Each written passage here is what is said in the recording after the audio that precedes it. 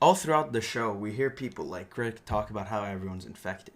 I mean, at this point, it's pretty common knowledge that if you get bit, well, you should start counting your minutes. But if we recall Rick's meeting with the scientist in season one, the scientist speaks about how there's a variation between anything from 2 minutes to a couple of hours before someone comes back. You can see that with Andrea's sister, who takes 1 or 2 minutes before she comes back or something. Now, why is it that people have different variations in time before they turn into a zombie?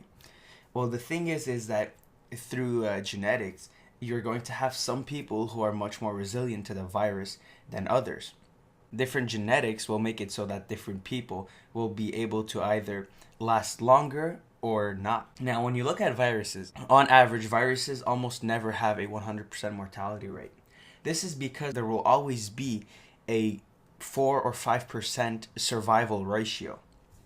This is people who somehow have the right DNA to be genetically immune to this virus, and so it does not affect them.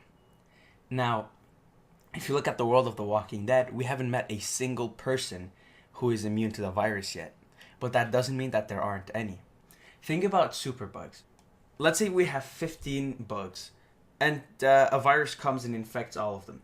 Two of those bugs have some sort of genetic immunity through general mutations, and they actually end up surviving that virus. Now, those two bugs will spread, and they will just keep producing offsprings. Now, my point is this still applies to The Walking Dead.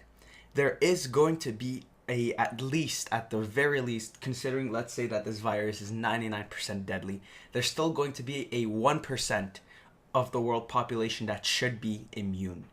Now, 1% of 70 billion, what is it like? 7 million, 70 million, 7 million? Doesn't matter. Point is that Rick should still meet and will eventually, I think, meet survivors that are completely immune to the virus zombification event, where if they get bit, nothing really happens. Now, that's just my hypothesis.